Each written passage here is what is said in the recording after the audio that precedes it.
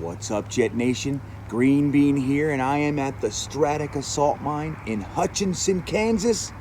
And we're going to get into the offensive breakout candidates for 2020 when we come back. All right, JetNation, I am happy to be back with you. I thought I was going to make it to Denver before I did this video, but it turns out Kansas is just a tick or two longer than I realized. Even though I've been here before, I just thought I'd make it. It's tough getting across these long Midwestern states, but here we are. I'm 650 feet above a functioning salt mine. I went down in there last night. Super, super cool. If you ever get out here to Stratica, I suggest you go down and take a tour. But anyway, we're going to get into our offensive breakout candidates for 2020, assuming we actually have a season. It's getting grim looking, but I'm just going to move forward as if it's going to happen, and I'm still excited. So let's start with our quarterback. Who could the breakout candidate at quarterback be? Is it David Fales? Is it our fourth round pick? I'm still upset about James Morgan. I don't think it's going to be those guys. Obviously, I think it's going to be Sam Darnold, but here's the thing. I'm going to give you some predictions. Sam Darnold is going to have his first of many 4,000-yard seasons. 4,080 yards will be his year. He's going to have 24 touchdowns with 11 interceptions, and Sam Darnold is also going to rush for 2 touchdowns as well. This guy is incredible. And this is going to be the year that we realize Sam Darnold is the quarterback we all hoped he was. Be excited. Sam's the real deal. Now let's move to our offensive line. Now, once again, just like the last video with the defense, I am not going to be using rookies, which makes this difficult because obviously we brought in a couple rookies for the O-line and wide receiver group that I'm very excited about. But we also did a good job of revamping the offensive line.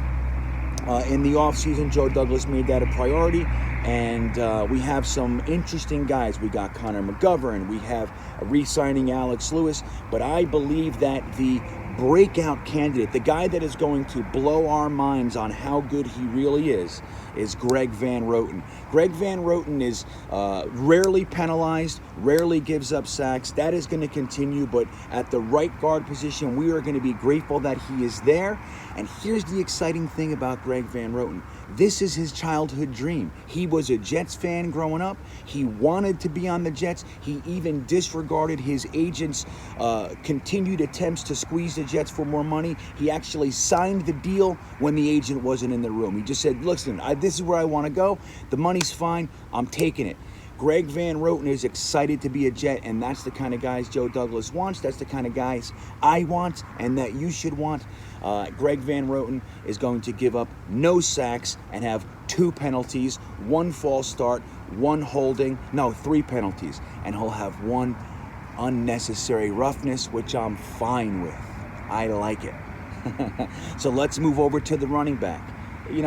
We drafted LaMichael Perriman. We brought in, I can't talk about rookies anyway, but we brought in Frank Gore.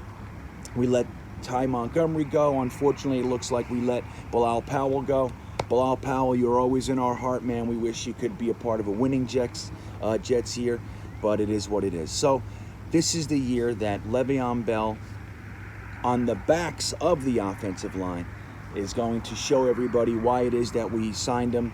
In the first place, Le'Veon Bell is going to have 1,285 yards. He's going to have, 8 touchdowns rushing. He's going to have 4 touchdowns receiving. He's also going to have 71 receptions for 600 yards. How do you feel about that? You like Le'Veon Bell's numbers? You like it? Well, that's what's going to happen this year. Brace yourselves. So let's move over to our tight ends. Our tight ends. This is the year of Trevon Wesco. I like Griffin. I like Herndon. All those things. I got to see Herndon actually make it through a season before I start calling him a breakout candidate. Trevon Wesco, the crushing, bruising, blistering blocker that we have. I almost didn't make it through that one. Crushing, bruising, blistering blocker.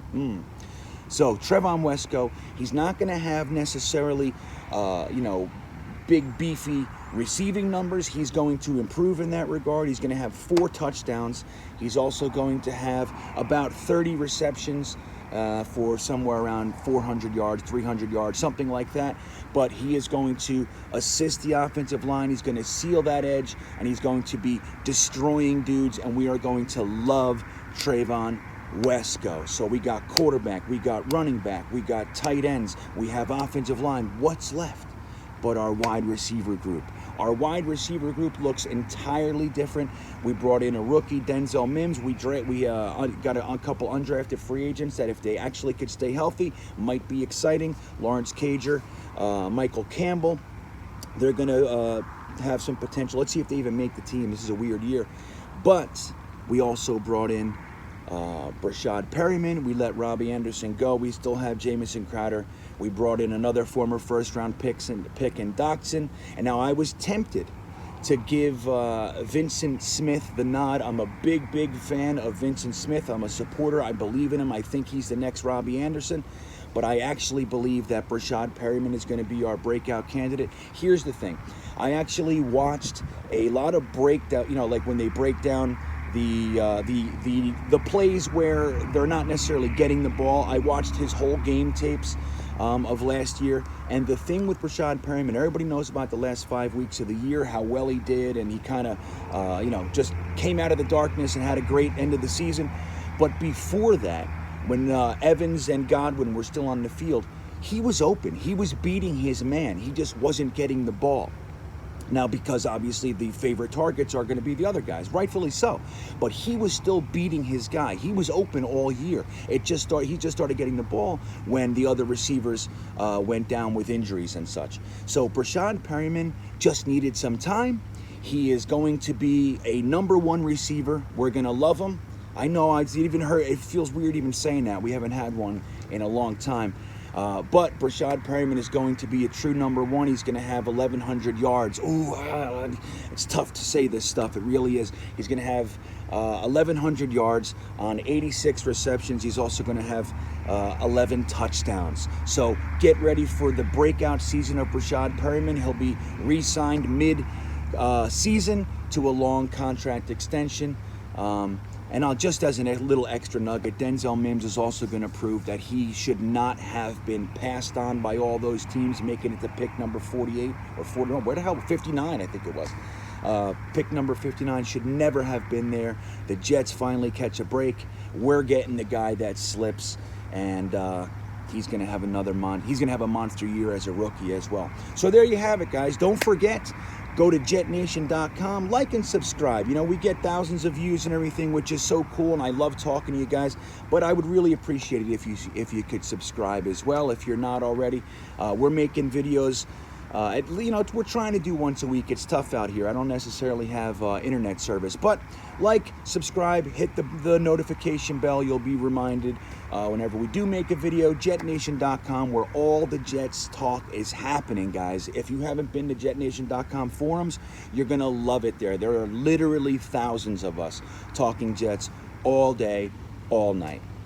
So with that said, I hope you're enjoying your beginning of training camp week. Hope you're coming down from the mess that the Jets offseason has been, but it's actually going to be one of the most important off seasons in our history. Get ready and go Jets.